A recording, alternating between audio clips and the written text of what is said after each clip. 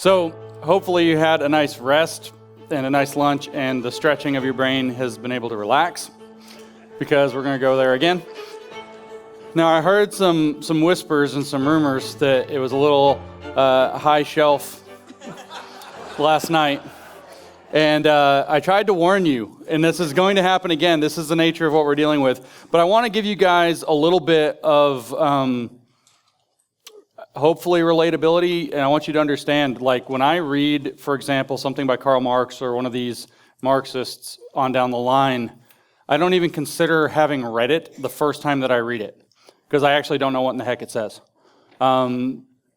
It sounds very weird to say this. It sounds almost like something they would accuse you of if they maybe accused people of things that they're actually doing, which we call the iron law of woke projection. But they write in kind of coded language. And it's not just coded language, it's the fact that the words that they use, they're not just complicated, they have a whole bunch of things that they imply that you don't realize the first few times. So usually for me, it's about the fifth or sixth time that I read one of these things, usually having to go read other things in between, that I start to get an idea of what they're actually talking about. And so if it feels like it might be a little bit hard to grasp some of these concepts, it is. I would strongly encourage you to do the best you can, but I would also encourage you to go back and revisit this when you get a chance, if and when you have time, when the videos are out and available, because you're not going to get a lot of this on the first go.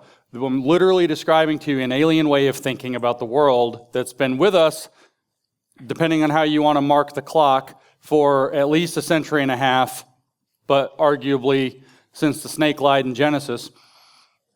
And you didn't know that this other alien way of thinking about the world was tagging along and grafting itself into things that sound like they're perfectly normal, like, I don't know, the government or something.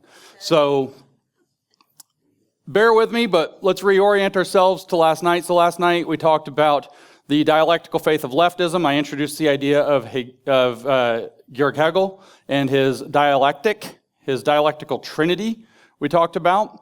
And I connected that to the idea of Jean-Jacques Rousseau's social contract, which very gratefully Mike talked about this morning.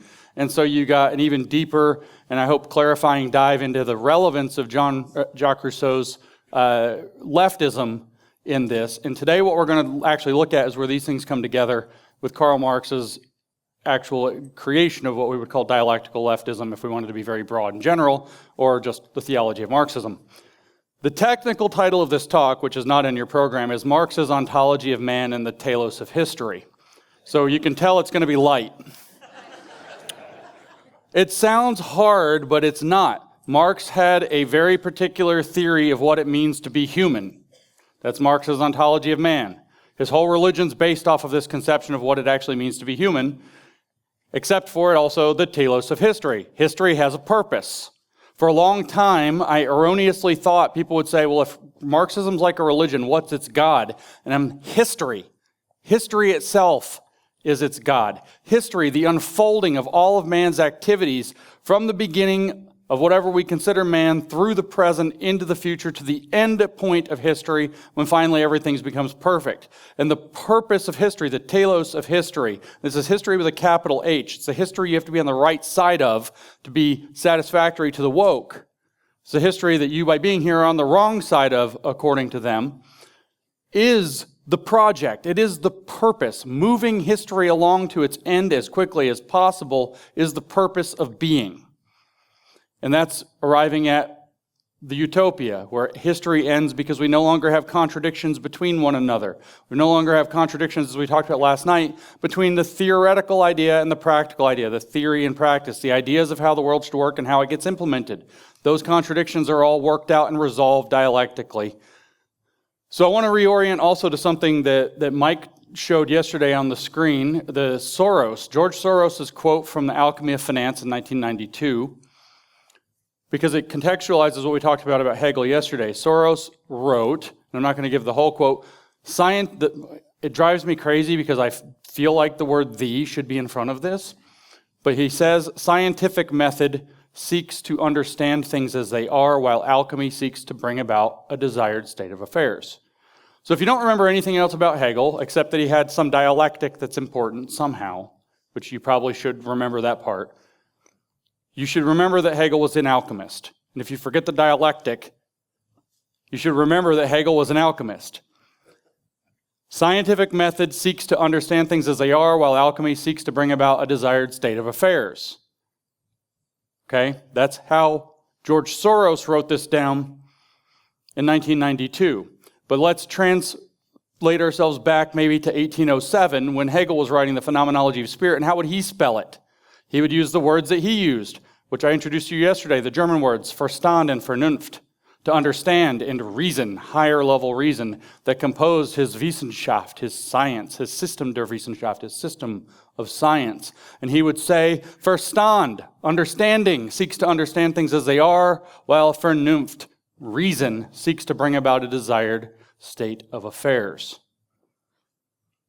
In the middle part of this whole story, which we might talk about some tomorrow, we have the critical theorists, and Max Horkheimer very nearly wrote this in 1937 when he described the difference between what he called the critical theory and the traditional theory, which he had separated the concept of theory in an essay in 1937 into these two branches. And he would say the same thing. You would say traditional theory seeks to understand things as they are, while critical theory seeks to bring about a desired state of affairs.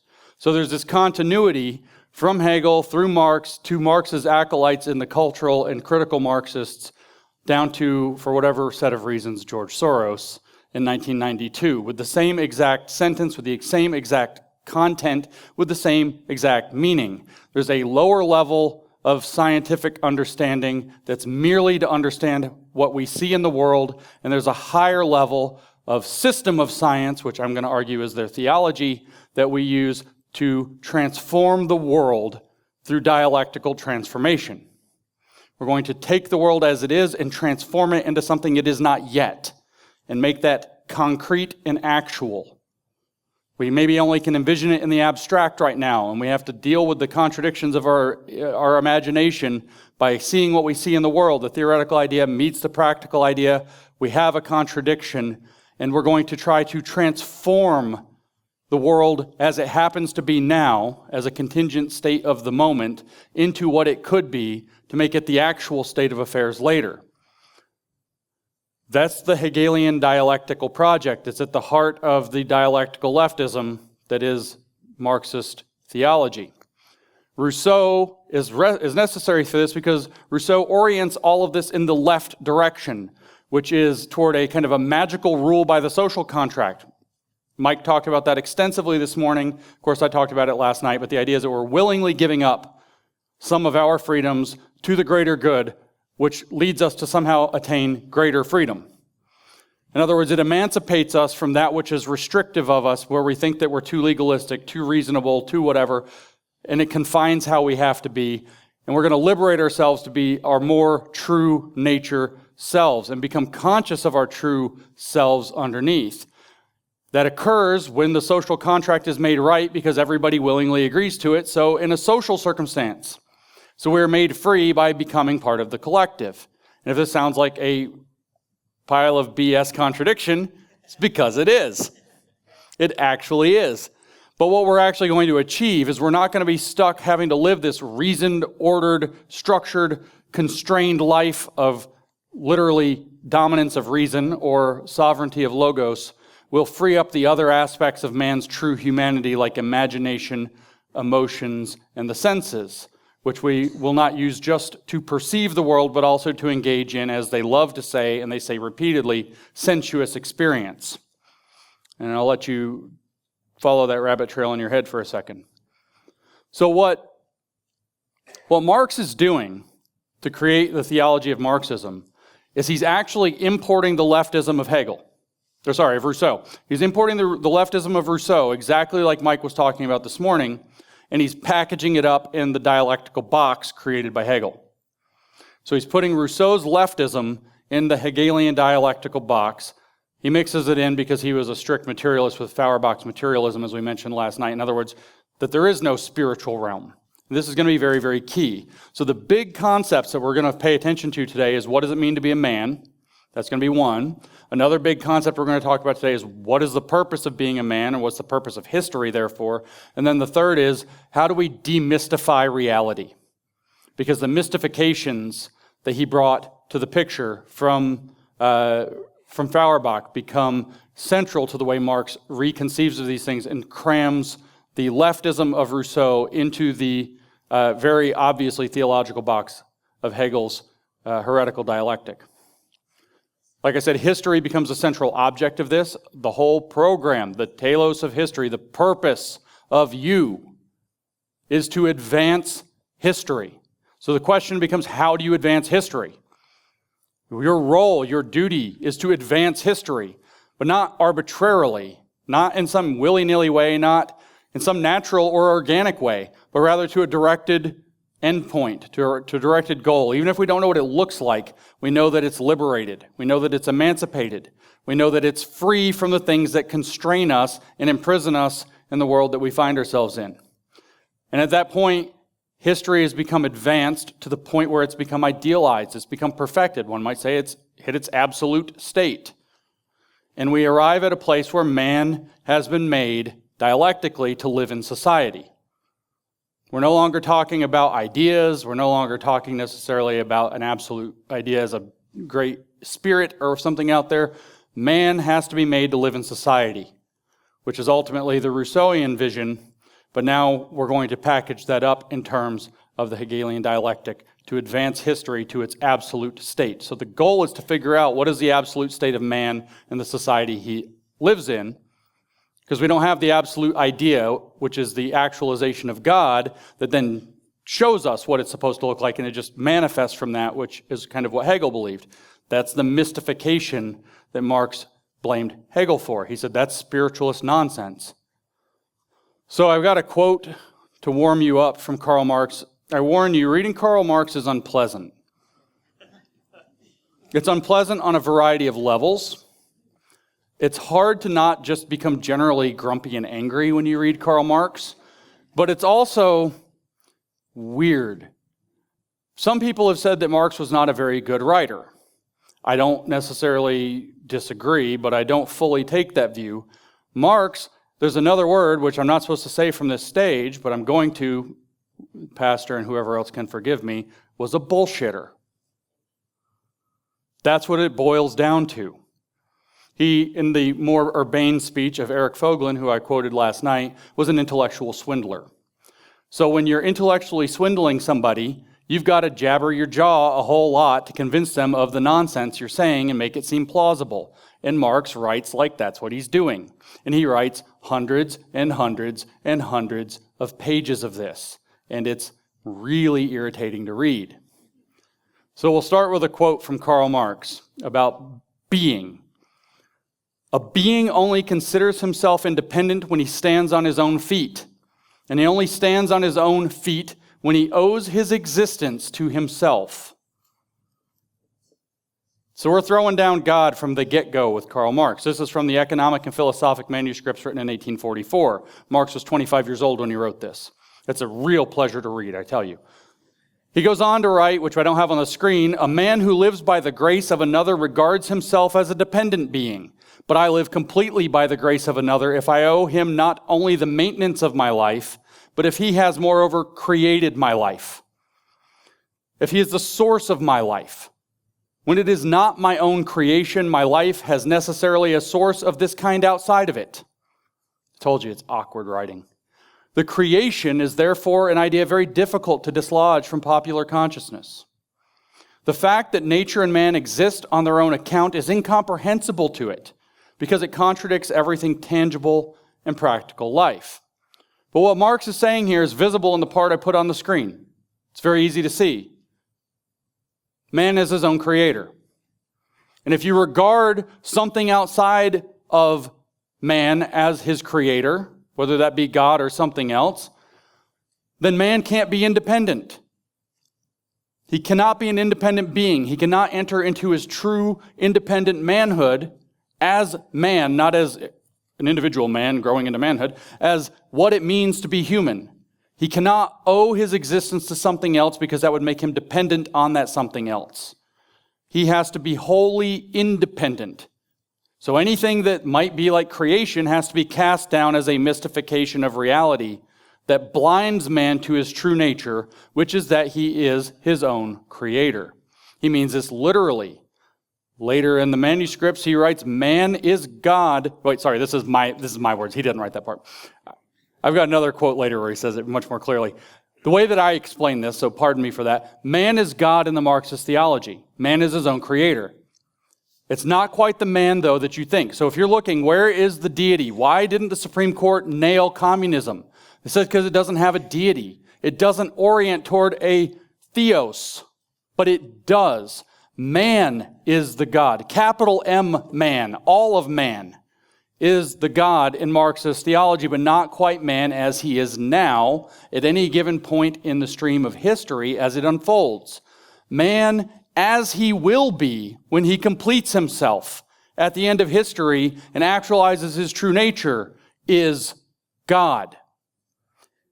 Man, Marx noted, recognizes himself as an incomplete being who is in the process of becoming his completed self. Just like for Hegel, God is an incomplete deity who is in the process of becoming his completed self. So the man that arrives at the end of history when he actualizes his full true nature is God. But the joke is, man is already that, but he can't realize it about himself until we get to the end of history and the contradictions are resolved. Because in between, man is dominating other men, and there are social constructions created by that limit his ability to perceive himself as he truly is, as a creator. In fact, as his own creator, not individually, but also socially. Man as the absolute man, which Marx called social man or socialist man, arrives at the end of history. That stands in parallel to Hegel's absolute idea, from which the whole of reality is supposed to establish itself in its perfected form. This is the heart of the theology of Marxism. Man is his own creator, and when he realizes his creative potential, seizes the means of production of himself, and arrives over the long process of creation and recreation, which you might hear reimagine and recreate a lot in their language, when you arrive at the end of that process, we have finally reached God in man. Not any given man, all of man, but there's no distinction because individual man and social man are the same man, an individual made to live in society. And I'll tell you how I realized that this was the God of Marxism about a year and a half ago, maybe a year ago. The way I realized it was, I figured out we talk about God in, say, Christian theology as a moral lawgiver and the ultimate judge. You will stand before your Maker on Judgment Day, and you shall be judged according to your life. That's some standard theology. What do you think being on the right side of history means? It means that you look backwards a couple generations and you think how backwards your grandparents were and the world was in the 1930s, and you judge those people, and then you look forward 50 or 80 years and you think, wow, those people are going to judge me like I judge them, how backwards and awful we actually are. Then you kick that to the end of the history. The I at the end of history, the perfect society, the man at the end of history, looking back saying, did you stand with this process or did you not, is your ultimate judge. And you were either on the right side of the process of moving history or you were on the wrong side. When I realized that the moral lawgiver and his role as final judge determines being on the right or wrong side of history as the I at the end of history, and the end of history arrives when the dialectical materialist process ends by all the contradictions being ended and man reaching his perfected true nature, social nature self, I realized what the deity of Marxism is. It's man as he already is without knowing it, as he will become when he fully realizes it, looking back and judging you for either progressing the dialectic, ignoring the dialectic, or resisting the dialectic that brought him to where he is always supposed to be. But for now, and then, whether we're talking about 1844 when Marx was writing these things, or today in 2022, man is incomplete. But what makes him man, as opposed to animal, is that man can know he is incomplete. He can become awakened to a true consciousness of his incompleteness, and thus his need to complete himself, and the capacity as a creator to take the actions that will complete him. He can know he is in the process of becoming the absolute man, which, by the way, as far as I know, Marx never used the phrase absolute man. I'm projecting Hegel into Marx to make it more clear as a teaching device. Man can know that he is the creator that can recreate not only create coffees, and not only create computers, and not only create chairs and churches, buildings, air conditioning, so you can live in the desert. I used to wonder, I never wondered why people came here. I wondered why people stopped here. It's hot. I mean, I'm a southerner. It's hot there, but there's water. There's a lot of water.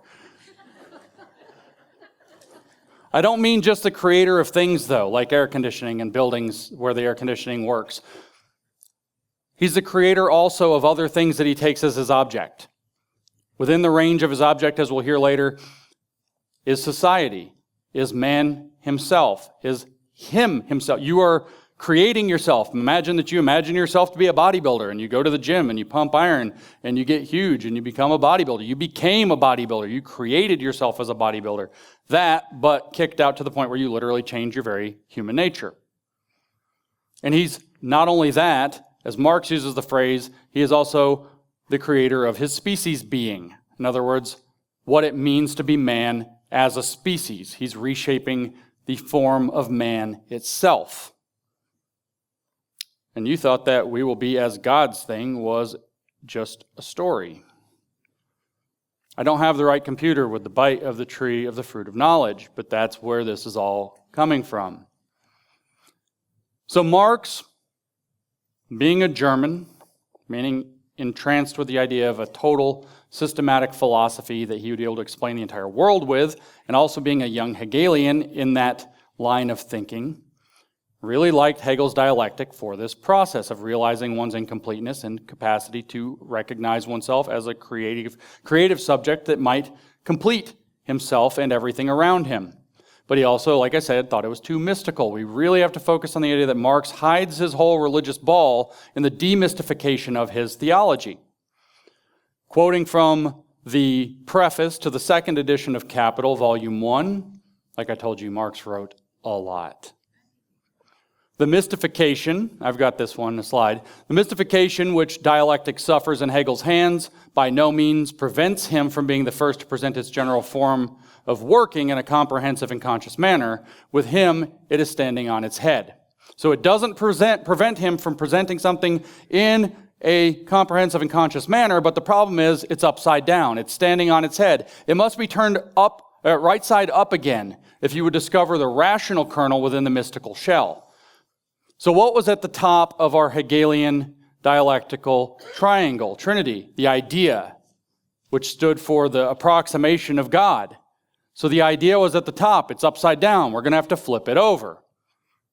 We're going to have to bring it down to earth, if you will. We're going to get out of that mystical shell of ideas and idealism and an absolute idea being the structure of reality and blah, blah, blah, blah, but we're going to keep the comprehensive and conscious form of the dialectic as a means to transform reality.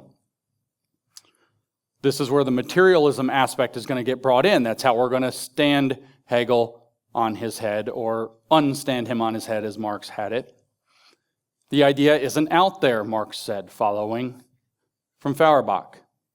It's not like there's this Neoplatonist realm of forms of perfect shapes to reality, and when people are understanding them and trying to approximate them, that they create what they create in an idea space, a philosophical space, and then that flows into a state that's organized around the philosophical ideas of the time to give structure to things. No, he says, the idea actually exists in people's heads. People come before the idea. It's standing on its head. It's upside down. The idea for Marx is what people see the world and they form the idea, not that the idea is out there and we're trying to remember or recollect it. So Marx's take on Hegel is, he's not quite wrong, but he missed the fact of the materialist truth because he was caught up in religious mystification. He was a theologian. Mystification for Marx takes two primary forms that are actually really the same form, religion and ideology. Religion fits actually within ideology. Ideology, for Marx, is the set of stories, mythologies that the people in power tell themselves and everyone else about why society is structured the way that it is in the present moment and why it should stay that way. The capitalist meritocratic system is an ideological myth that people say, this is why we ordered society this way. This is why I deserve to be a have and you have to be a have-not. And we tell a whole ideological story. The reason society is so legalistic and we need lawyers is because, well, we have to adjudicate these different disputes. So we need these things. This is an ideological mystification. We don't really need lawyers. They don't do productive work. We don't really need them. I see some of you agree with Marx. We don't really need them because this is all socially constructed nonsense. And if man actually realized his true social nature, there would be no disputes to have to adjudicate with law. The idea of law itself, therefore, becomes a problem. And all of these things point in a single direction for Marx, is that you become able to think of yourself as an individual rather than an individual made to live in society. So what Marxism boils down to then is, like I said, Rousseau's leftism tucked into Hegel's dialectic with all, as much as he could figure out how to do, the so-called mystifications removed. Marx described his own idea, his own theory, Marxism as it came to be called, as the end of ideology. Ideology, all the justifications, all the stories, not necessarily ours, not fascist ideology, not capitalist ideology, not this ideology, not that ideology, all ideology. Which, by the way, you will now recognize means that Marx did not consider his ideology an ideology. He exempted himself because his is the one that ends all the ideology. And so now you can see that there's some intellectual swindling going on here, which requires thousands of pages of nonsense. But he was really down on religion because of this. So even before he wrote the economic and philosophic manuscripts in 1844, just to give you some more temporal context, Marx wrote the Communist Manifesto in 1848, and he wrote Capital in 1867. So this is way before all that. 1843, leading into the beginning of 1844, I think it published in February, but it might have been January, he published a critique of Hegel's philosophy of the right at a book length. And then the economic and philosophic manuscripts, which I quoted from a minute ago, which are basically him laying out his theological doctrine before he wrote what was originally called the Communist Confession of Faith. And Engels was like, don't call it that. They might know. I don't know if he said the might know part. Don't call it that. Call it the Communist Manifesto instead. The original title for that was the Communist Confession of Faith. But before that, he wrote the economic and philosophic manuscripts in late 1844, where he laid out these theological ideas, and we're going to spend most of our time in that. But before that, he wrote a critique of Hegel's philosophy of the right. And this is where probably the most famous quote you've ever heard of from Marx resides, and we're going to come to that. But he started off by criticizing religion vigorously. The entire first page in a kind of expanded PDF document, so probably the first few pages in a proper book, are just relentlessly ripping religion apart. And so there I have a quote. Religion is the fantastic realization of the human essence, since the human essence has not acquired any true reality. Humans don't know what humans are. We have not acquired the true reality of what it means to be human, Marx is saying. So we create a fantastic one instead, a fantasy one. That's religion. It's a story people create to tell themselves about who we really are so that we don't have to encounter who we really are. And the reason that we don't want to encounter who we really are is because it would make us take into account the real nature of what we experience. Suffering. Caused by, for Marx, the division of labor. We live in a world full of suffering, and we give ourselves religion to try to cover up the pain. And in the meantime, we try to explain who we are to ourselves with religion in order that we don't think we're giving ourselves some kind of opiate to dull the pain. And so then the famous line, which you've probably heard the last sentence of, but not all of it, religious suffering, and I have this one too for you, is at one and the same time the expression of real suffering and a protest against real suffering. It's a refusal to experience the real suffering of your life. You give it up to God. Religion is the sigh of the oppressed creature, the heart of a heartless world and the soul of soulless conditions. It is the opium of the people. Now, I don't know if you've ever had the distinct pleasure of having been cut on or something and have to take opiates, but you'll notice that you take your Percocet or whatever afterwards. I don't know if that's a brand name and we can't say it, but whichever ones, your codeines and whatever else. And you still hurt. You just don't care. You still feel the pain. You just don't care that it's there. It's a really weird thing when you actually end up taking an opiate and you think, wow, I'm on hardcore painkillers. And you're like, wow, I still feel the pain. It just doesn't bother me. It's still there. You have to take other things, analgesics, to kill the pain, which sometimes work and sometimes don't. Opiates don't kill it. They make you just not care about it. Religion is what allows people to not care that they're suffering. For Marx, it's a story people have created for themselves so they can tell themselves, we can give this up to God and we don't have to care that we're suffering even though we're aware of it. It is the expression of real suffering and a protest against real suffering. That's his exact words. Instead of this, hiding through an opiate, man is supposed to seek his true reality. In fact, that's exactly what Marx says in the next paragraph. Man must seek his true reality if he's going to be truly free or independent. Of course, that true reality is going to be absolute man, and parallel to Hegel's absolute idea, now stood on its head. Now, of course, this focus on suffering, like we talked about yesterday, is not accidental or incidental. It's because Marx is a Gnostic. Where Hegel is an alchemist, Marx is a Gnostic. Marx believes he lives in a world he didn't choose to live in that has imprisoned him by the conditions of that world that he doesn't like, and it sucks. And if he could just use his knowledge, he could escape. If he has a vision or a hint of absolute knowledge, then we could escape from that condition of suffering. We arrive at that by seeking our true reality. In fact, he says the abolition of religion is the illusory happiness of the people, is the demand for their real happiness. To call on them to give up their illusions about their condition is to call on them to give up a condition that requires illusions.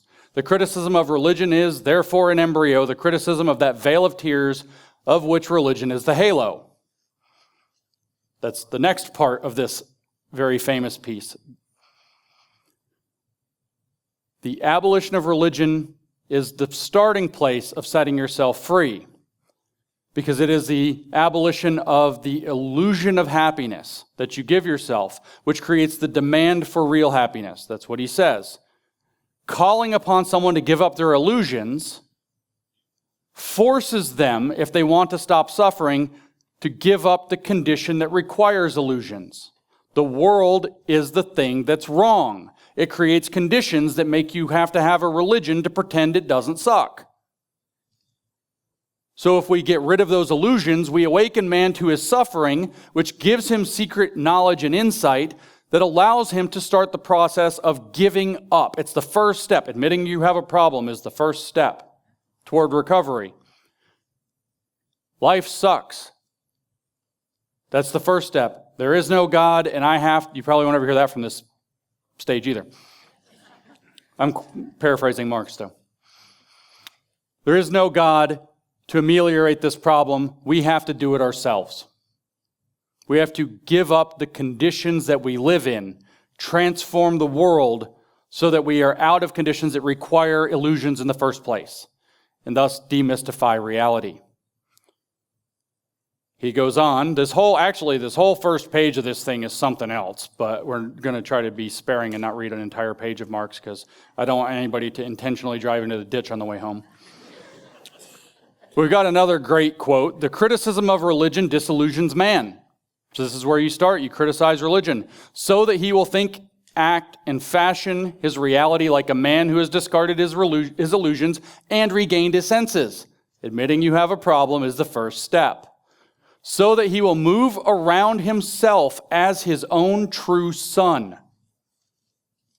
His own creator. I'm not kidding. Religion is only the illusory sun which revolves around man as long as he does not revolve around himself. Now imagine if I said that this guy was a Gnostic, and I ended up giving you lots of reasons to believe he's a Gnostic, and I said that when you're a Gnostic, what you believe is that you got kicked out of the Garden of Eden because of a cheat. You took one bite of the fruit of the tree of knowledge, and you kind of got to know something, and before you could get all the way there by taking a second bite, they kicked you out so you couldn't get a second bite, and thus you not only never get to all the way to full absolute knowledge like is your birthright, that would show you that you are as gods, but in fact, in addition, you'll never get a chance to touch the tree of life. We'll get you out of here before that.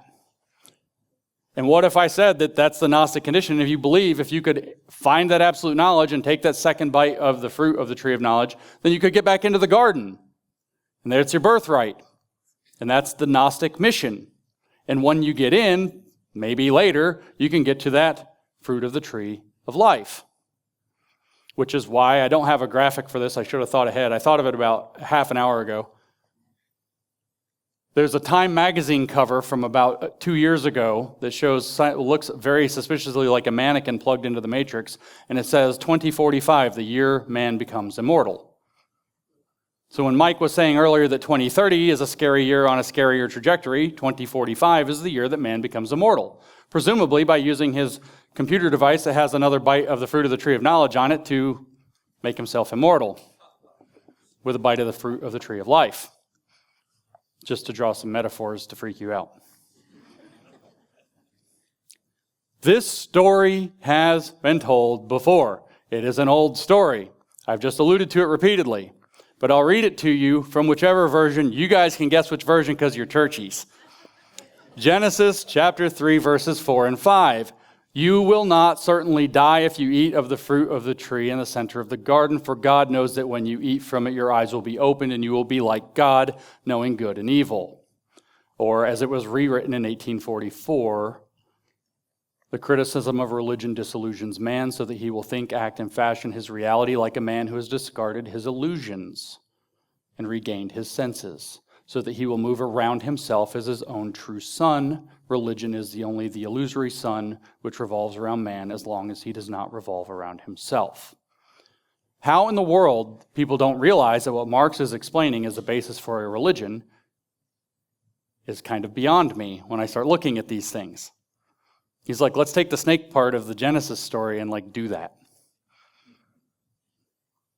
So why then do we think that Marx was an economic theorist at all? Well, it's because he literally talks about economics in almost everything he ever wrote, except his weird poetry to Satan that he wrote when he was 19. And there's a reason. Now, you're not supposed to psychologize people. So guess what we're going to do? Break the rules. Turns out, Marx did feel like he lived in a prison. It was a prison where people didn't pay all his bills for him. Marx wanted to go to the social club and spout off social theory and write lots of books about capitalism and complain about social ideas and political economy and complain about Adam Smith and complain about every other thing he could complain about and complain about Hegel and complain about everybody, complain about Feuerbach, his mentor, complain about everything. And he wanted to be justified in doing that and to be compensated for doing that. Maybe not necessarily profitably, but certainly he wanted all his bills paid, which is why his mother said, Carl writes a lot about capital, I wish he would earn some. Because he bled his parents dry, then he bled his wife's parents dry, and he suckled off of Friedrich Engels' bank account teat for most of his life. When Friedrich Engels' longtime love interest, we would say common law wife in modern parlance, died many years later after living together for over 20 years. They didn't marry. Carl wrote a letter of condolence that has exactly 2 lines of condolences followed by over 30 lines of when you send in the next check. So Marx wanted people to pay his bills, and because he sometimes had to do things to get money, like badger his mom instead of getting a job, that held him back from writing the social theory that he wanted to do. So he believed that economics shapes the course of everyone's life, and it imprisons them, that they have to, get food to eat, which reduces them, he says in economic and philosophic manuscripts, to a mere belly, an animal. Or he has to get a job and work in somebody else's machine, which reduces him to a mere machine. This is why people think he's an economist. He has a theology, and he thought that the ultimate making factor, what determines what life is really like, what limits your ability to be free, is you have to pay for stuff. So people should give him money and not hoard it. So we should be socialists where that would happen. It's not deep. It's not actually complicated. But it is still a theology. It's still Gnostic. The world sucks for Karl Marx because people aren't giving Karl Marx money. And because of that, he can't do what he wants to do all the time. He has to do work he doesn't want to do instead of work he does want to do. And he writes, the true productive work is work that man does when he doesn't need to do it.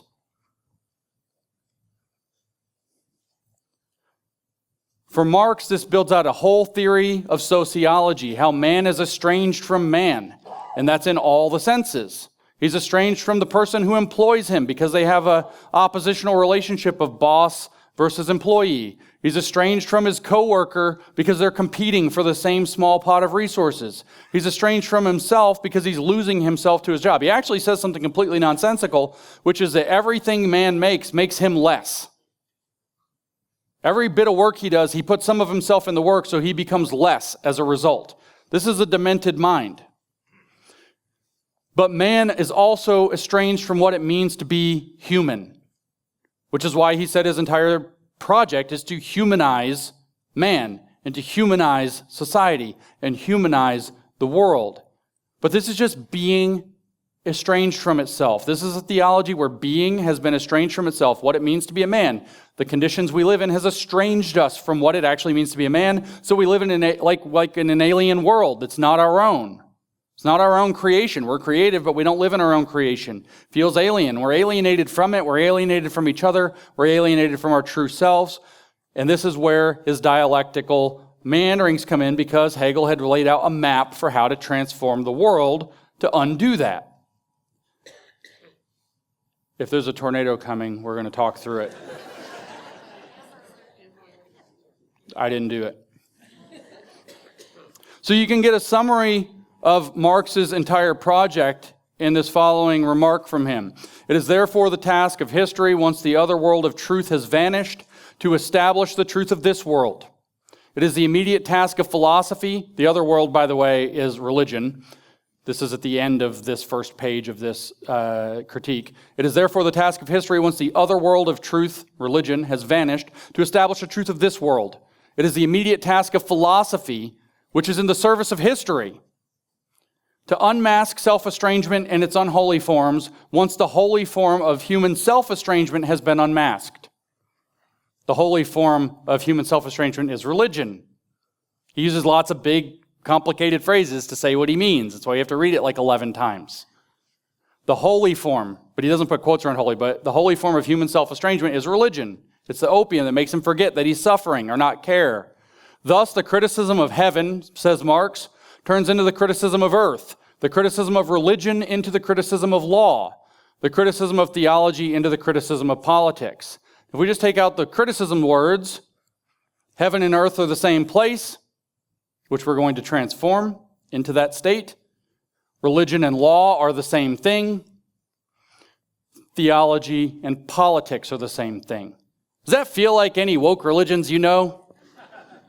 Isn't that what we've been saying for a few years, feeling around the edges of this monster? Is that they've taken politics as their religion because they feel a vacuum of religious experience?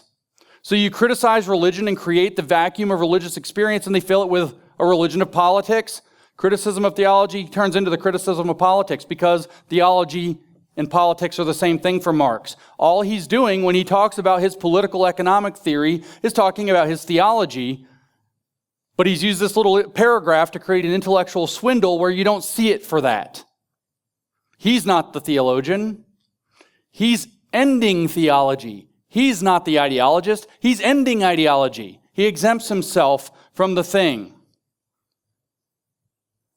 So dialectical materialism is what this project came to be named. Marx never named it dialectical materialism. It adopted that name later, and it came from Hegel's dialectical trinity. So we'll look at that again if it's queued up. If not, you can use your imagination to remind yourself. So we have the idea giving rise to the state, and the state giving rise to the spirit, and that the broken line there I didn't mention last night means revolution. So it goes up to a higher level because it's a three-dimensional picture on a flat thing. You can go read Flatland and enjoy dimensional theory. I was a mathematician. We can totally go on a tangent here if you want. But his goal is to take this image where you have the absolute idea splitting into a theoretical and practical idea that gives rise to the idea as it is in the world and the state as it is put into practice that gives rise to the conditions of the spirit where it's playing out so that this revolutionary dialectical process can spiral through history to its end, and he stands it on its head. So we go from Hegel's to Marx's. Idea or God is out, man is his own father. The Son remains the state. Man creates the state gives rise to the society, which is like the Holy Spirit, and the society makes man. But what we have over here instead of absolute man is what Marx called social man or socialist man. That's the divine character here. True, awakened, fully realized socialist man is the God of the Marxist religion. He arrives at the end of history. Man who is taking up the Marxist theory or the ideology, who's accepted the theory, that is the worldly, mundane image of that. The goal, of course, of this process is to break the divine out of the mundane, because to bring the shards of the divine together and recollect them. The practical idea, or in other words, the practice of the theoretical idea, is the state. Now, why, if it is that society and man are what are making each other for Marx, what's the role of the state here? And you see the revolution is that man gathers together and has a revolution and seizes the state. Why is it the state? Because the state represents power. Power is the object that moves the dialectic. Power is the way that society is shaped. For Marx, if we wanted to talk about the Garden of Eden, the character, as he saw it, called God, has all the power, so he's able to kick us out. But he actually explains, like I mentioned last night, he actually explains in this economic and philosophic manuscript from 1844 that the landlords and the capitalists are like little gods. They have the power. The bourgeoisie, Marx explains, the privileged in modern parlance, have the power to make history as it is. They have that power. That's what makes them privileged. The oppressed do not have that power. That's what makes them oppressed. They are estranged and alienated from that power. So what they're going to do if you want to make history and move Marx's dialectic is you have to have power. If you happen to be in the bourgeoisie, the upper class, the capitalists or the landowners, which he says are the same, you already have that power. But if you're excluded from it, you can only do one thing, which is to come together, form the Workers' Party, overthrow the existing order, and seize the means of production. Of what? Of society, which produces man. Man is the production, or the consequence of his social circumstances for Marx. Society produces man, but by using the state as an intermediary of power, man produces society. And then the society produces man. And then the man produces society. So man as a creator, taking society and his species as his own objects, as Marx has it, man creates society, creates man, creates society, creates man, creates society in an endless dialectical loop until man and society have no distance between them any longer, and they are perfectly realized as socialist man in socialist society, the man made to live in society. Perfected man made to live in perfected society. This is the theology of Marxism in an image. What, though, is this dialectical materialism that you're kind of looking at a picture of? Is it just a theory of man and society? No, it actually answers fundamental questions of life and man's role in it. Not only is there the man's role in it part, the man is to seize the means of control of production of society so he can control man. By the way, that's eugenics. When you control the production of man intentionally, that's eugenics, just pointing that out. It doesn't have to be direct, like biological eugenics, but it's still eugenics. You're changing man fundamentally to be something different with a targeted endpoint. So from Engels described the thing, this is in the Dialectics of Nature. This is a fundamental theory of everything. It's a theology. He described what got called the dialectical materialist this way. It is an eternal cycle in which matter moves, a cycle that certainly only completes its orbit in periods of time for which a terrestrial year is no adequate measure. A cycle in which the time of highest development, the time of organic life, and still more, that of the life of the being conscious of nature and of themselves, that's man realizing who he really is just as narrowly restricted as the space in which life and self-consciousness come into operation.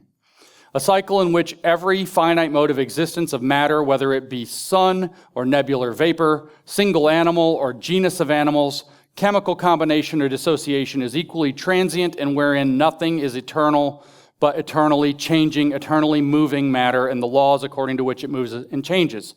That's the thing considered to be the definition of the dialectical materialism.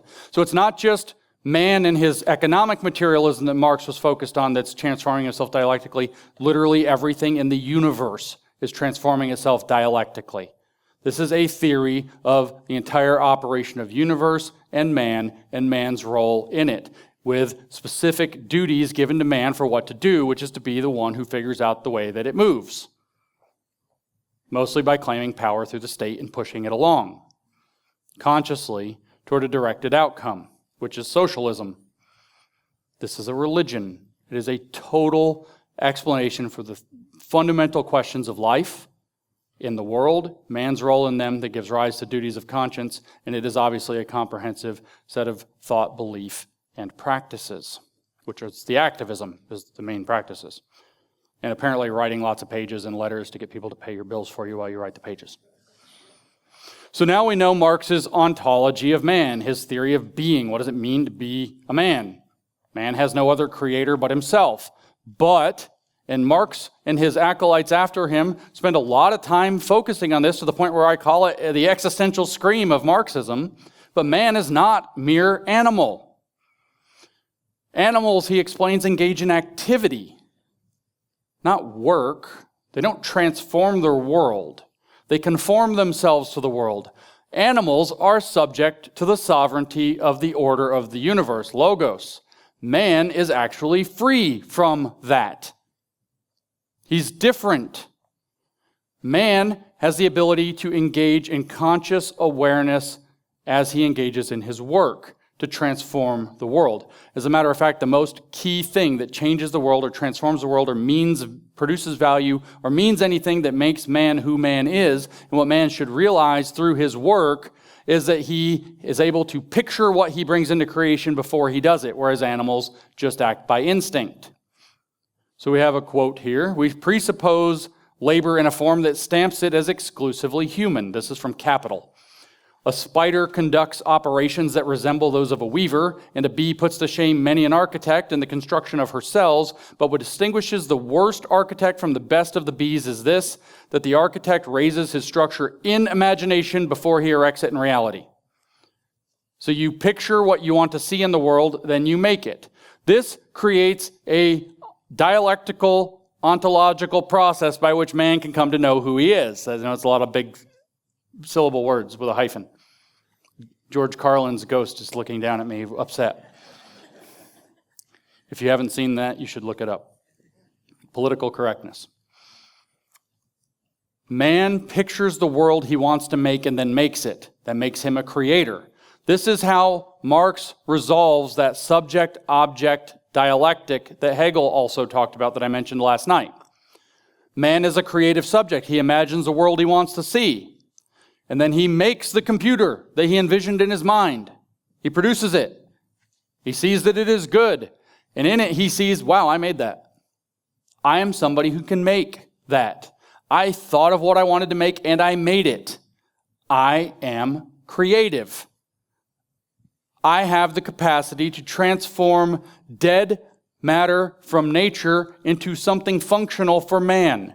I have humanized the nature into a thing suited for use by man. I create the conditions in which I live. And the goal of the subject-object dialectic for Marx is for man to realize that he is in this relationship. He is a subject who can create the world he wants to live in. In other words, they don't, unlike the animals which conform to the world that they're in, Marxists transform the world to become what they want it to be. But it's not just matter that you transform. Man takes himself as his own object. Man takes his species as his own object. Man takes his society as his own object. Marx says these things over and over again. Man is a being who can envision what he wants so he can conform the world through his work to himself, not the other way around. He is above the mundane. He is capable of transforming the world. He can humanize the world. He makes matter and other people into things that do human things for him, things suitable to him being human. He humanizes the world, he humanizes himself, he humanizes his species, he humanizes his society, and in the process, because he's a leftist, he's returning it to his true nature, which is social. Actually, it's not because he's a leftist because he wanted people to pay his bills. And the true social man would just pay Marx to do whatever Marx wants to do, because that's true productive work. I scrolled too far. So reading again from the EPM, from the Economic and Philosophic Manuscripts, but man is not merely a natural being, he's a human natural being. That is to say, and that, by the way, emphasis, that italics, Marx uses italics more than anybody I ever read. And it doesn't even make sense. That's another reason it's frustrating to read Marx. I'll try to make it clear where the italics is, but there's no real rules. But man is not merely a natural being, he is a human natural being. That is to say, he is a being for himself. He's not dependent on any creator. Therefore, he is a species being. That's a mysterious term. And has to confirm and manifest himself as such in both his being and in his knowing. So the goal of being human is to realize that you're a species being, which is a being that operates in the context of being for the whole species, a collectivist. Therefore, human objects are not natural objects as they are immediately present themselves, but neither is human sense as it immediately is, as it is objectively human sensibility, human objectivity. Neither, it's hard to figure out what in the heck Marx is saying sometimes. Neither nature objectively nor nature subjectively is directly given in a form adequate to the human being. Man has to make nature, the world, everything that he takes as his object, into something suitable for him, something good enough for him. He even talks in this, I'm not going to read the quote, about remaking the senses, the eye and the ear, so that they're made human. He compares it to not being able to appreciate music at the first, to being able to appreciate music later, to not being able to appreciate art, to understanding what you see when you look at art. You've trained the eye and the ear to become more human, or to actually become human, not a crude ear, not a crude eye like an animal has. Man is a creature that has the capacity to transform himself and lift him up beyond the mere animal. We won't quite say to God, because Marx said there are no gods, so he exempts himself. But he's literally talking about transforming what it means to be a man and the world so that it is all given into a form adequate to a, emphasis, human being. The world has to be transformed to make it human. In other words, maybe you would take the jungle and turn it into a garden that you get to be in. I don't know. You humanize that. It's like you take raw nature and you look at the messy, ugly city and you figure out how to make nature more like the city and the city more like nature. Maybe it's something like that. Work is how this is done. The liturgy of the Marxist theology is work, or as they usually pronounce it, the work, in the sense of do the work.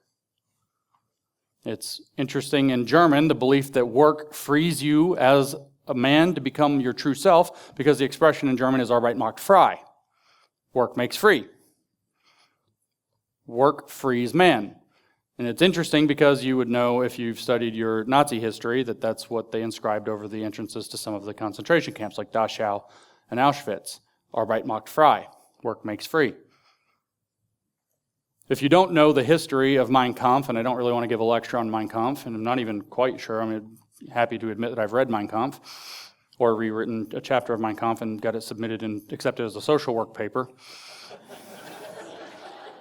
But if you read the beginning part of Mein Kampf, the first 3 chapters, Hitler spends an awful lot of time really angrily discussing what it's like to argue with Marxists until he says that they basically drove him over the edge. And then it takes a dark turn a few paragraphs later when he says, and then I one day realized they're all Jews. So why would he have inscribed over the concentration camps, Arbeit macht frei? Because all the Jews are communists, and he hated communists because they pissed him off so much from the beginning. Arbeit macht frei is what the hammer and sickle mean. Work makes you free. Productive work. But it's only truly productive work, Marx says, when it's work you don't have to do. You're not doing it for somebody else, and you're not doing it for your belly.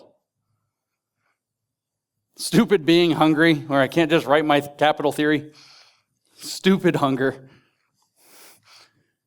So work is above activity, which is what animals engage in for Marx, but it gets stolen from man by the division of labor. Work gets turned into labor, the exploitation of the working process. You see, as a creative subject, I envision what I want to create in the world, and I make it, and I'm like, wow, I'm a creator, I made that. And if you've ever made something, you feel that sense of pride. You know, if you want to get a kid to eat some new food, you get them to help cook it, and they're proud that they helped cook it, and they're like, I'll eat that. Broccoli's good all of a sudden, I cooked that, or I picked that, or whatever, they get them engaged in it. It's that kind of taken out on steroids, right? Wow, I created that. It's fit for human consumption now because I picked the broccoli myself. So that's why you need a sickle on your flag so that you can understand how good the food is when you grow it yourself. I'm not joking. But the problem is that let's say that I have a great farm going here and I have more work than I can actually accomplish. And I'm like, hey, y'all want a job? Tell you what. Here's a sickle, go harvest some stuff. I know you don't harvest broccoli with a sickle. You do grain, I got it. I know. I might have had to do this before. I'll pay you. I'll give you this abstract thing called money in exchange for you going and creating what I envision. You're not going to create what you envision with your work or your labor. You're not going to do work. You're going to do labor. You're not going to create what you envision. You're going to create what I envision. And I steal from you the ability to see yourself as a creator in the process. So I estrange you from your true nature. I estrange you from yourself. And I alienate you from that which you've made and that what it would tell you about yourself. So I alienate you from yourself, which is a grievous sin, almost like a fall. Because man is forced to make what somebody else envisions or is paid to do so. And that's fake and abstract. You don't get that sense of satisfaction that you made the thing that you pictured in your mind, which is what makes you truly man and not animal. So estranged and alienated from your capacity to realize your true nature, you suffer. You're reduced to the state of being mere animal or machine, which is dehumanizing.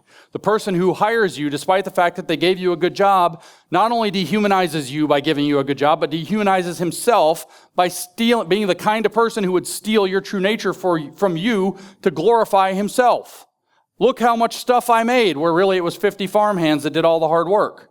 I'm so great. I built this whole company, and it's really 1,000 employees that did all the day-to-day labor. That's the way Marx is thinking about this.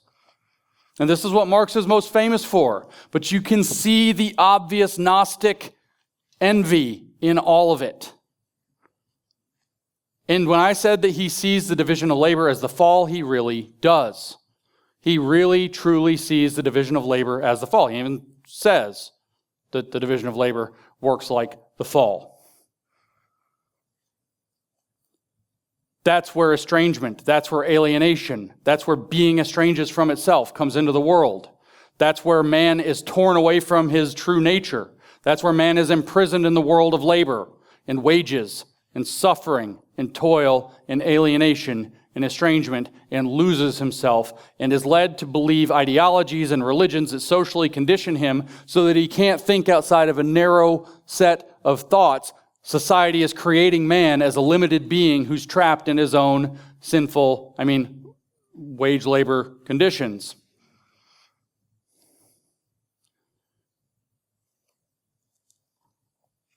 Turns out I already said a whole lot of the things I was going to say are down here, so we're going to skip forward a little bit on my notes. So this is the same dialectical process, guys. This is the same dialectical process. You have theoretical man, that's man as he's entering into the state of understanding theory. In other words, socially conscious man is theoretical man, derived from what we might call social or absolute man. But then you have practical man who's seizing the means of production of man through the state. The idea here is the way that for Marx you overcome the division of labor fall and make your way back into the garden is that the workers realize their estrangement together. They gain class consciousness, whatever that means. They become aware of the state of estrangement and the fact that although they are in a weakened state, that if they band together, they can become great enough to effect a revolution, seize the means of control, and remake society and remake man in the social vision that they've now become conscious to. So you can actually claim power from the margin by getting collective. Imagine like a big circle. Power is in the middle. If you go look, you'll find that they have a lot of drawings where power is in the middle. And then things like capital and white and able-bodied are just a little bit out from that. And then out on the margins. But if you get everybody on the margin together, you can get them to fold the margin into the center and say decenter whiteness, while you center marginalized voices. And that's where power is. And then you can seize the means of production of man in society from the outside by banding together in solidarity. That requires taking that second bite of the fruit of the tree of knowledge to realize that you are oppressed, that you have class consciousness. And I keep saying that. Let me actually tell you where I derived that phrase from. I didn't make that up. I'm pretty creative. Wrote that whole dog park thing. Not that creative. Turns out Herbert Marcuse, the very famous Marxist from the 1950s and 60s, the leading Marxist theorist of the 1960s for sure, in whose world we now live, but that's a talk for another time, wrote in 1955 a very weird book, a Freudian Marxist book called Eros and Civilization. It was a sexual liberation book. You can guess where that all goes. But in that book he explicitly says the way that man is to get back into the garden is to take a second bite of the fruit of the tree of knowledge. I stole that phrase from a Marxist book who was telling you how you do it. And you get there by awakening to your true nature, which you realize through the fact that you're suffering because it's actually Gnostic. So theoretical man becomes socially conscious. He engages as practical man by taking over the state and creates a synthesis in a socialist society that approximates the ideal social nature of man and leads it through that dialectical condition of working out the contradictions bit by bit as it progresses. Socialism stage 1 isn't quite got it right. All these people are going to starve and be slaughtered so much. We're going to refine the process. It'll work better next time. We're going to refine the process. It'll work better next time. We're going to refine the process. It'll work better next time. Eventually, man will realize his true nature. You won't need the state any longer. Vladimir Lenin said that when the state gains absolute control is when it will relinquish control because you'll no longer need it. And the end of history will arise. Social man as absolute man will realize himself as his own creator who made himself capable of living in a perfected society, which is a socialist society, and the materialist version of the Prisca Theologia will have been achieved. So it turns out it's alchemical too. Your life, you're estranged from. It's trapped in this work-made mortal or labor-made mortal coil. If you could just smash it and get the shard of the divine out, the true social consciousness, you can set it free. They all come together at the end of history, and you end up in the kingdom returned, the Prisca theology, the ancient theology will be realized, but now in a materialist form rather than a mystified form.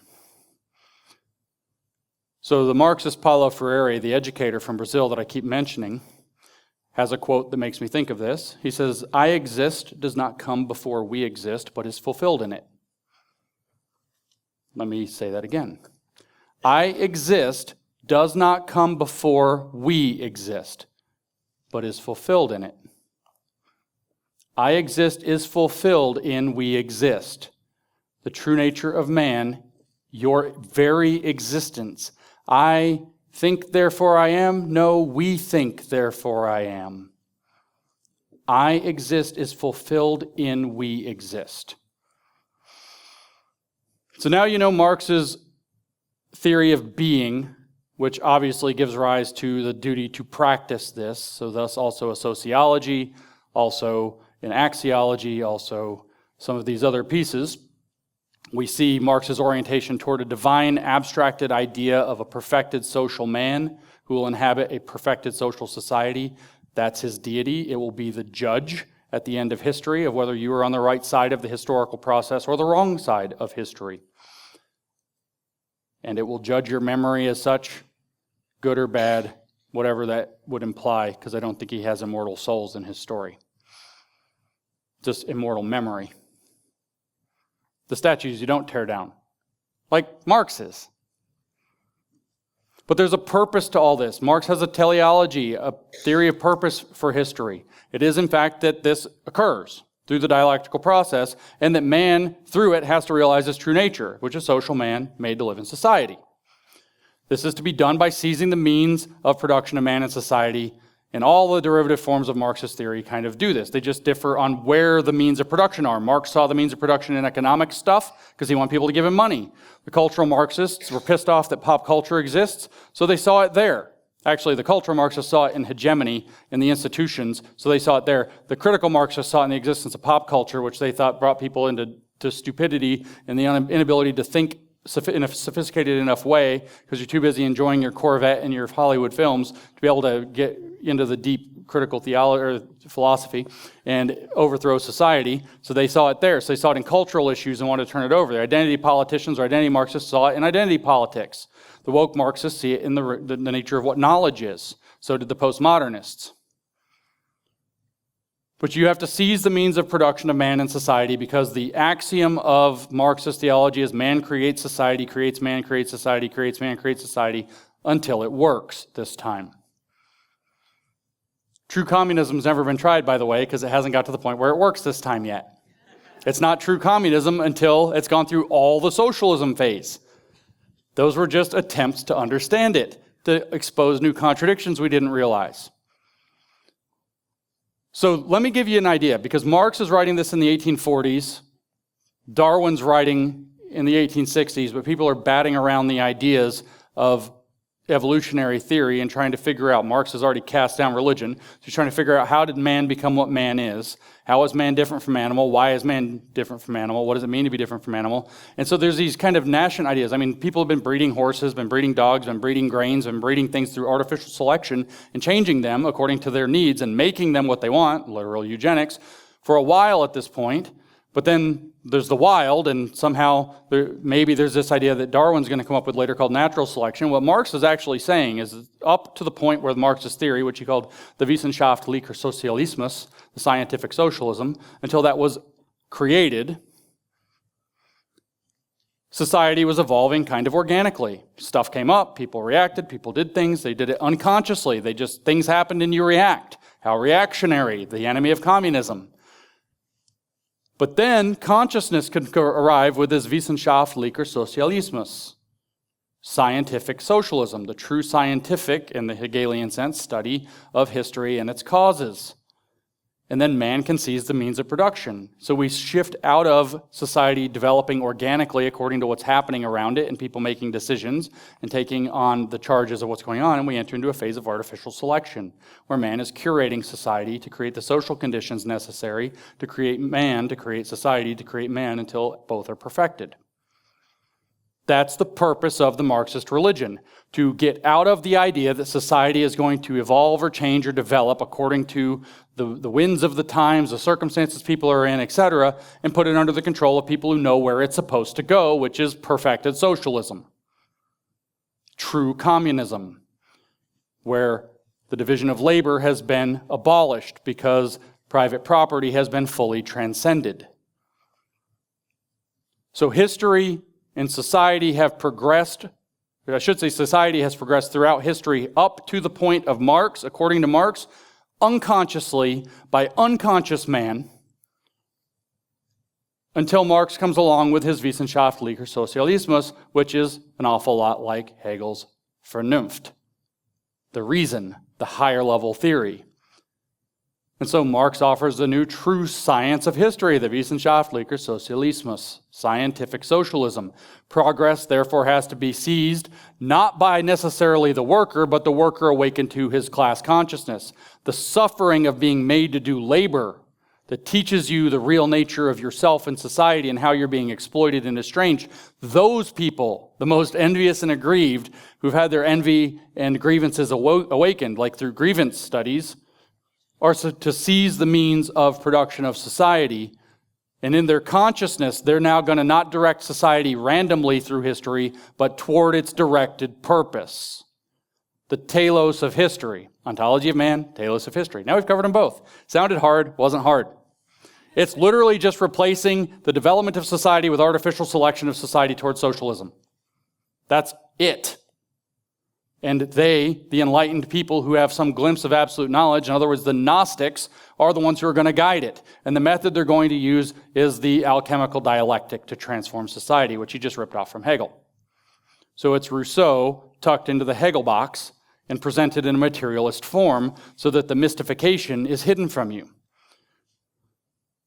So this gives you all the pieces. We hear, obviously, the ontology, the theory of being. It's a meta-philosophical system.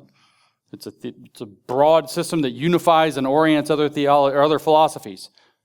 Theory of being, theory of knowledge, theory of purpose, theory of values, theory of society, and orients them toward a divine, a perfected purpose of history. You can see the ontology and the teleology, we went over those. The axiology, the values. Value is created by doing productive work, which is not labor. It's the productive work of actually seizing means of production to direct history toward its ideal social end. Value is produced by advancing Marxist theory and practice, in other words. That which is good is that which advances Marxism.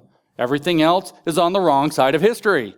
So there's a theory of value that gives you a theory of ethics that informs your theory of sociology and structures it to where there are the good people and the bad people in relentless class antagonism across whichever stratification theory of society that you're applying, economics, racial, et cetera, et cetera, et cetera. All of that trappings as details that don't have much to do with the theology, but just its expression in different domains. But it also has a theory of knowledge. It has a weird definition of truth. The truth, according to Marxism, is Marxism. The wissenschaftlicher Sozialismus is the one true study of history and its causes and the conditions of man and how they shape man and society. That which advances the dialectical materialism in theory and practice is therefore true. So we go to Marxists.org, one of the most useful websites in the entire world, believe it or not, because they use, what did I say yesterday? Marxists share your vocabulary, but they don't share your dictionary. And it turns out that they're obsessively proud of their weird definitions, and they write them down. And there's a huge glossary on there that has like 1,000 entries on it, and you can actually read what they think about different ideas. The actual Marxists.org. You can go there and find it yourself. And here's a quote from the entry for truth. Their definition for truth. Truth is usually taken to mean correspondence of an idea to the world outside of thought. In other words, it's real. It's an accurate reflection of the real world. They call it the correspondence theory of truth. However, following Hegel, Marxists take truth to be something that may be said of a social formation or of social practice itself. Truth is socially constructed. The people in power get to decide what's going to be called true and false, and they're going to arrange what the definitions of true and false such that they maintain their power. And the people that have other ideas, like Marx's wissenschaftlicher Sozialismus, are going to be excluded from knowledge. He goes on, the truth of a social practice is always relative. Since, as Goethe said, all that exists deserves to perish. Charming idea at the center of Marxism. Turns out Goethe was Marx's favorite poet.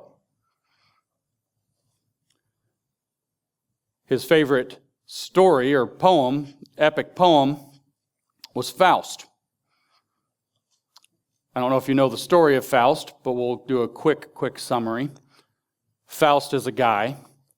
He decides that things aren't going great for him, so he's going to make a deal with the devil. Mephistopheles appears, gives him all these powers, but the trick is when you make a deal with the devil, it doesn't work the way you think. You don't just die and go to hell at the end. At the end of whatever the devil decides is the range of your contract, he cheats you, and you maybe go into, I don't know, a dementia state, doddering, presidential form, and sputter.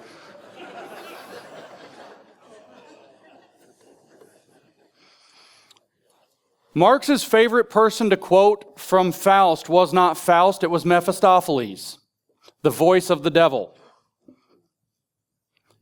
Marxists say that truth is something that's said of a social formation or a social practice itself. It's socially constructed, in other words.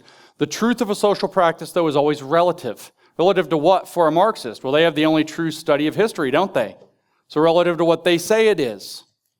Since, as Goethe said, all that exists deserves to perish, sooner or later everything turns out to be false. Everything turns out to be false. Remember, we're throwing down God from the beginning. Reality itself is going to have to turn out to be false. I think it was apparently funny that I said twig and berries yesterday, but the imprisonment in your own body turns out to be false. Men and women being different turns out to be false. In the end, everything turns out to be false because it is false? No, because all that exists deserves to perish. Pure destruction. Some philosophical currents, they tell us, believe that the truth of an idea can be established by logical deduction from clear ideas. In general, each current has its characteristic criterion for truth. He doesn't mention, they don't mention this being the website, the religious definition of truth, but you guys are familiar with that. But he starts off by saying, for rationalism, it is reason. For empiricism, it is observation and experiment. Remember, that was Feynman yesterday. If it disagrees with the experiment, it is wrong. All of science is contained in that simple observation. It doesn't matter how beautiful your theory, doesn't matter who said it. If it disagrees with the experiment, it's wrong. That's just empiricism. That's just one theory of truth. There are others. Pragmatism makes practice the criterion for truth. In other words, that which works is true. But like empiricism, pragmatism knows only immediate individual action and misses the cultural and historical content of the social practice. In other words, it doesn't have the Wissenschaftlicher Sozialismus guiding it. That which works is true, but unlike a mere that which works is true, it should be guided toward the purpose of history. That's what's true. In other words, QED. For Marxism, truth is Marxism, and that which advances Marxism. Of course, I said that gives us a value system. That which is good is that which advances the dialectic, that which breaks open the mortal coil that we're trapped in through the division of labor as the fall of man, and allows us to free ourselves as conscious subjects a little bit more so that those pieces can come together and social man can realize that he's social man and create the perfect society, kingdom come, thy will be done by men. Because the criticism of heaven is the criticism of earth. Consciousness is good, meaning self-consciousness, meaning Marxist self-consciousness, but everything else is false consciousness, is bad. Activism, that's informed by the theory, putting that into practice, is good. Reflection on the theory to evaluate and inform your next bit of activism is also good. Liberation from all constraints upon your subjective range is good. So when you hear them talk about liberation, what are they wanting to be liberated from? When I say that the answer is reality itself, I actually mean it. They say it's liberation from all oppression, but reality oppresses you. Your twig and berries are a problem. The physical limitations of your body are a problem in queer theory. The idea that anything is considered normal is a problem in queer theory. Reality itself is a limitation on your subjective range. Because remember, Marx's theory of how humans work is that they can envision what they want in their imagination and then create it in the world. Anything that limits that, normally it's social constructs. Oh, society says you have to be this way. Society says you have to eat. Society says you have to work. Society says you have to do this. Society says you have to dress that way. Society says that you can't loaf around in no clothes with boils all over your body because you've rejected bathing, as Karl Marx did, and bum money off of your mom constantly for the rest of your life if you want to be a productive member of society. So you have to do stuff you don't want to do. That's imprisonment. It limits the range of what you could possibly imagine being or doing. But But it turns out reality itself, through the sovereignty of logos, also limits the subjective range of what's acceptable and possible. So if your body becomes a limitation to what you can envision yourself to be, you have to transform your body. Transition it from one state to another. Never actually being what you've transformed it into, but becoming, in a perpetual state of becoming that which you're transitioning into. I told you, everything that seems super weird, like 12-year-olds wanting to cut off their genitals, makes sense when you understand it in terms of a Marxist theology. But for Marx, the value is located in the work, like the work you do on your body to do the transition, to transform it into the body you imagine yourself to have. The liturgy of this religion is the work. Do the work. George Floyd died. Do the work to overcome your racism, to become an anti-racist in a lifelong process. Ongoing process, I should say, a lifelong commitment to an ongoing process of self-reflection, self-critique, social activism when no one is ever done.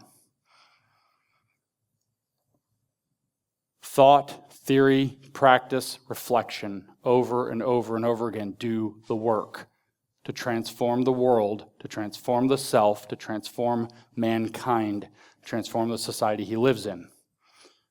The sociology of this I mentioned earlier is conflict theory that is equipped with standpoint consciousness. You've probably heard the words, thanks to all the churches talking about it, standpoint epistemology over the last couple of years, fancy words that people didn't want to have to learn and shouldn't have had to learn. The idea is that society is broken into the haves and have-nots. Everywhere you can find an axis of power that's created by the false gods of the people who have advantage, the privileged people, you have a stratification. We're in Arizona, so there's rocks. You know what that looks like. Different layers, stratified on top of one another. There's the upper classes and the lower classes. They're in intrinsic antagonistic conflict with one another. This actually generates, through the master-slave dialectical process we discussed yesterday, a consciousness of what it's like to be exploited, to be alienated, to be estranged from your being in the people who suffer from this arrangement. So you have a standpoint consciousness. You don't know what it's like to be me. So as a black man, blah, blah, blah, but as a man, I defer myself to the women in the crowd who blah, blah, blah. That was a paraphrasing of Jarvis Williams from your Southern Baptist Theological Seminary. Mike can probably play the quote for you if you want to hear it from him. That's enforced, like I said, by a mystification called an ideology. Religion is tucked within the ideology.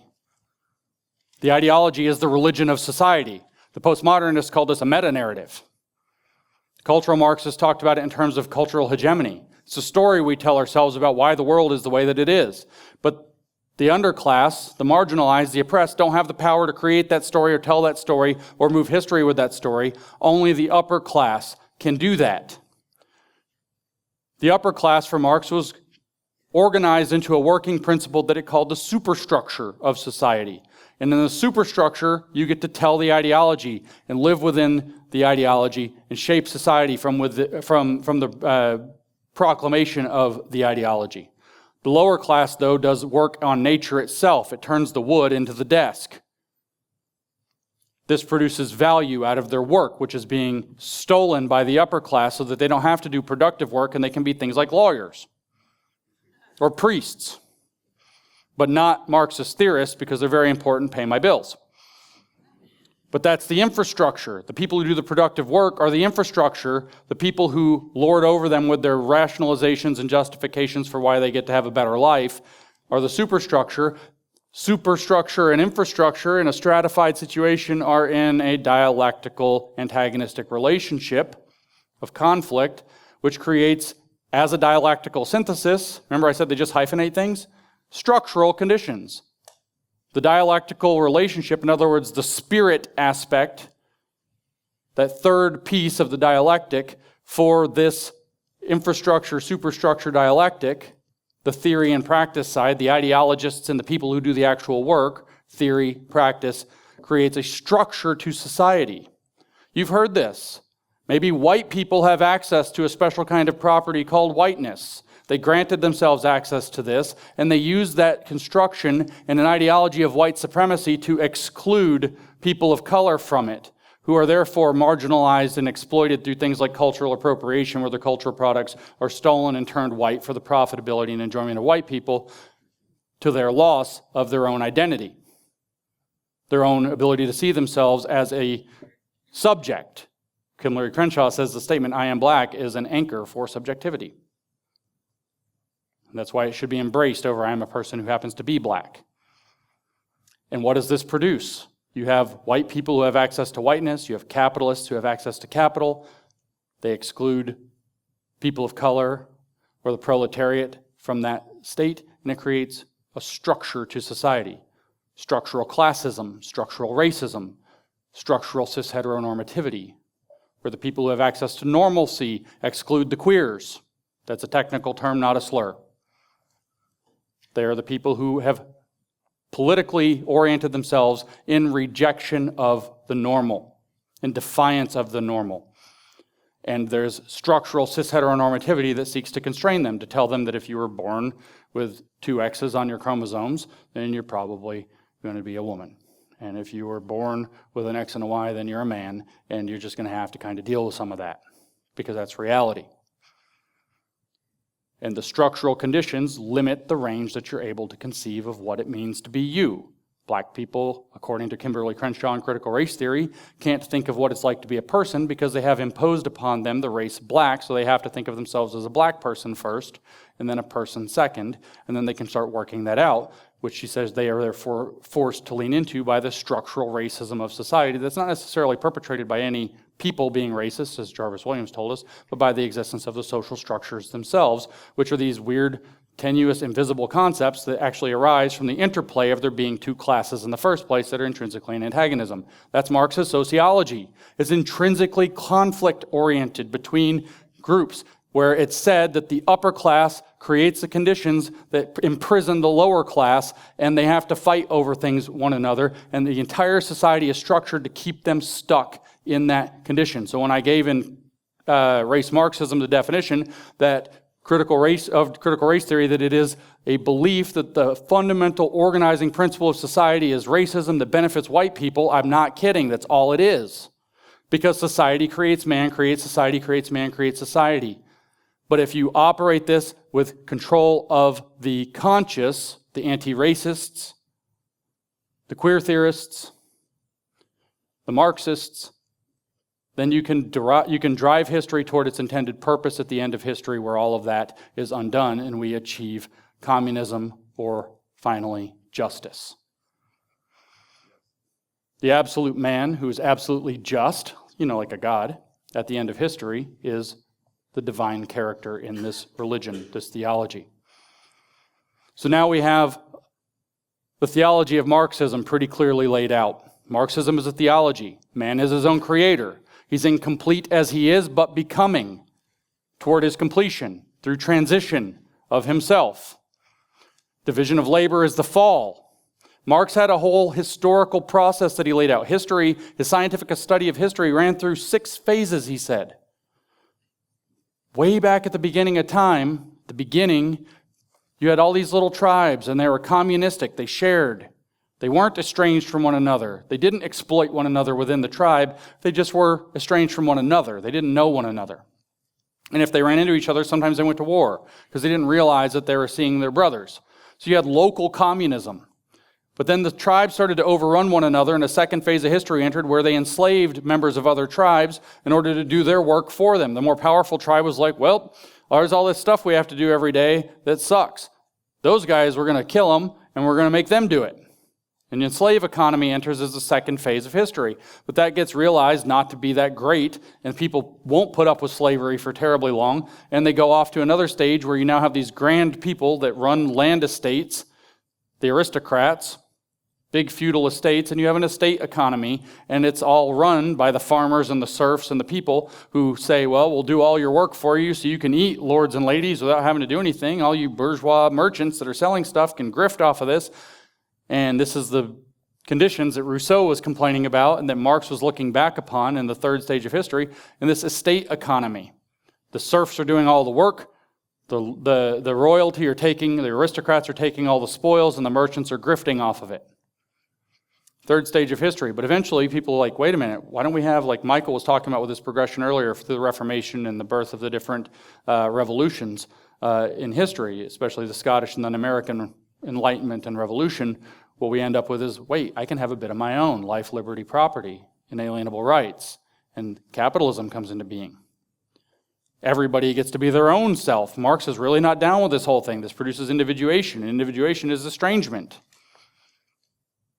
But a fourth stage of history in capitalism, still pregnant with contradictions, comes into being. And then the fifth stage of history for Marx is you're going to move that into a socialist state where the conscious have seized the means of production. And they're going to continue in a socialist simulation of communism, enforced redistribution of material goods, enforced redistribution of cultural values, enforced redistribution of identity, political access, whatever it happens to be, enforced redistribution of what's considered knowledge, until finally a just, truly just, stateless, classless society emerges after the state relinquishes power and withers away in its own redundance after a total dictatorship.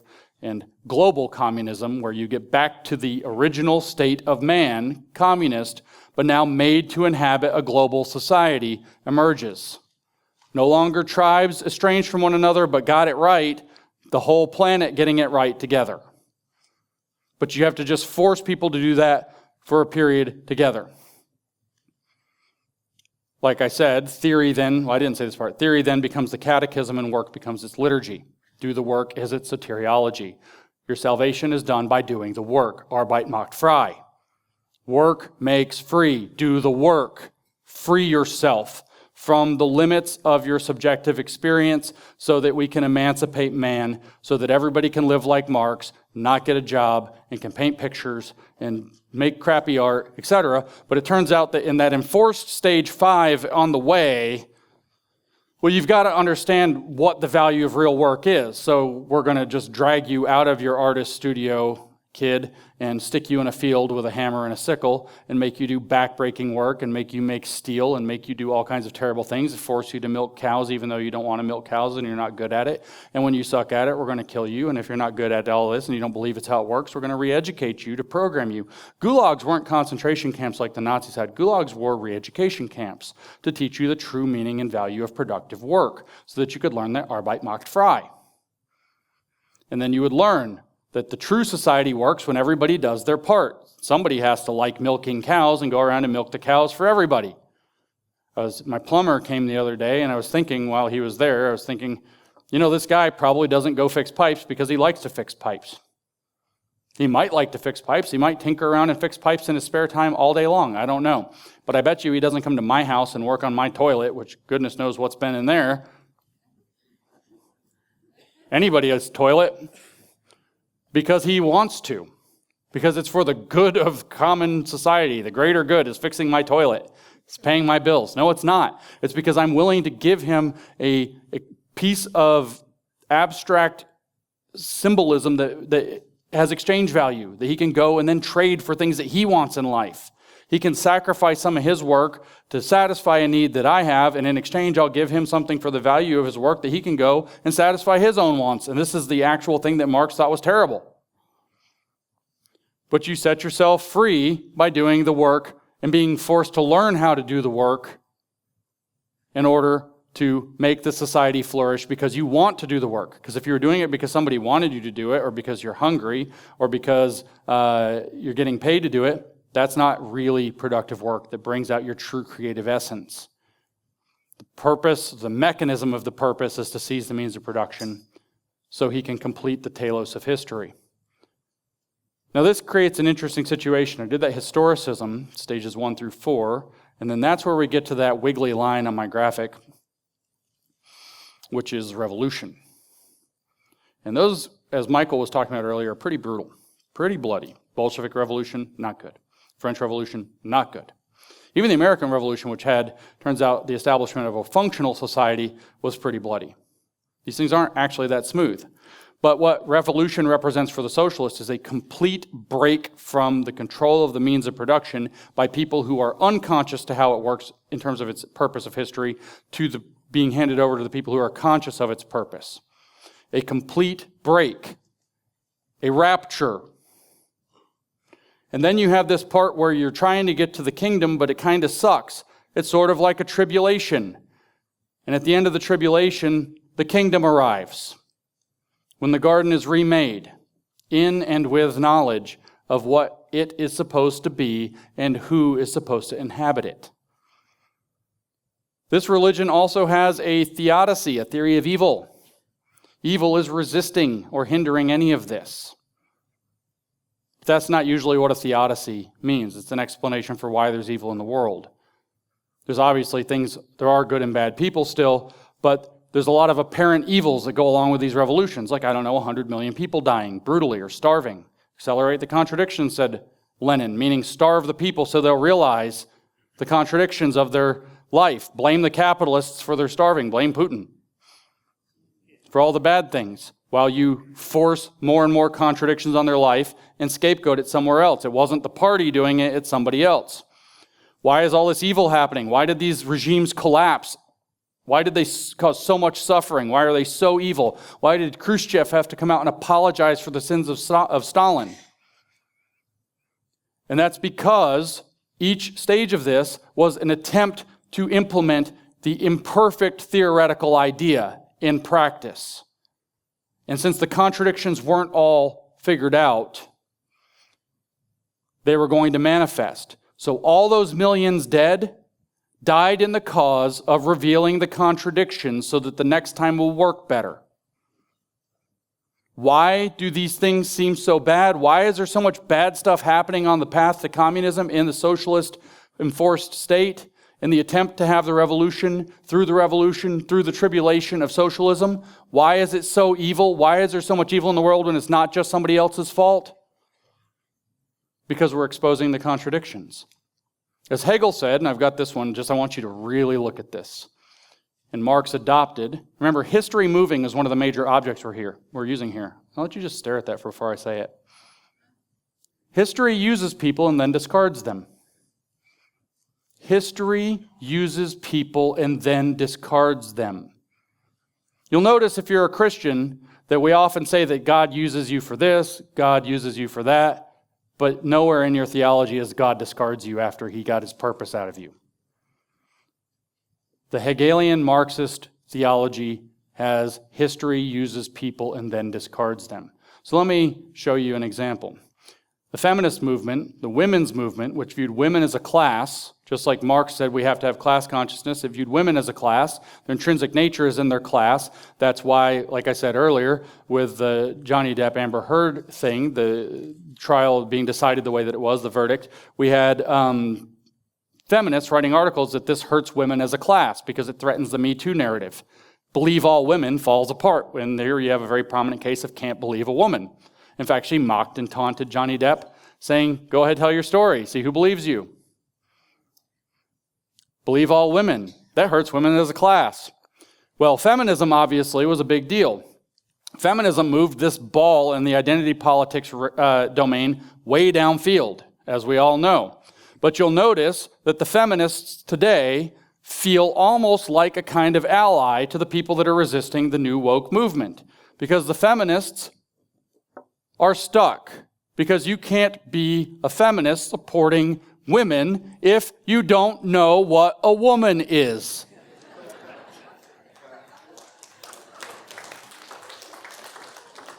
Queer theory has risen up from within sex-positive radical feminism and consumed it from within. And now women are being pushed out of women's sports by men. Women are being raped in prison by men claiming to be women. Basically, all the advances of women are being subsumed back to men, and the patriarchy was very tricky and got a hold of them in the end by men that put on a dress. And the poor feminist movement, but what do we tell them? Because they're Hegelian. History used you, and now it's discarding you. Sucks for you, and so the dialectic progresses. which, by the way, in a large percentage of their books, you will find some weird description, and so the dialectic progresses. Critical Race Theory and Introduction has that, for example, in it, in case you wondered if there's any continuity of dialectical thought. So here we have an obvious system of thought, belief, and practice, so a meta-philosophical system that obviously gives answers to fundamental questions about the universe in dialectical materialism, life, and man's role in it, that gives obvious rise to duties of conscience to engage in theory and practice to advance this dialectical process toward its intended history ending point, the omega point. In other words, to make it so, you must engage in a lifelong commitment to an ongoing process of self-reflection, self-critique, and social activism. We have an obvious religion, and the theory behind that religion is an obvious theology. So again, I'll say this: man is the God in the Marxist theology.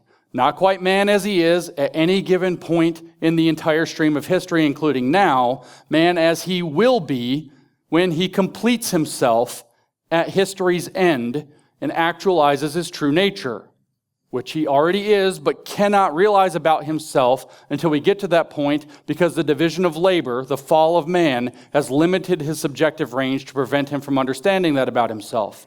Man as the absolute man at the end of history, socialist man, who inhabits socialist society and stands in parallel to Hegel's absolute idea, from which the whole of reality establishes itself, is this deity. But for now, man is a unique being in that he's incomplete, knows he's incomplete, and can become conscious of his incompletion and the fact that he can do the work on himself, his species, his society, to complete himself. And what makes man human is that he can know this about himself and thus simultaneously be in the process of becoming himself, his true nature, which fully transcends the idea of private property entirely, because Marx didn't want to pay his own bills. That's your theology of Marxism. It's a religion. Thank you.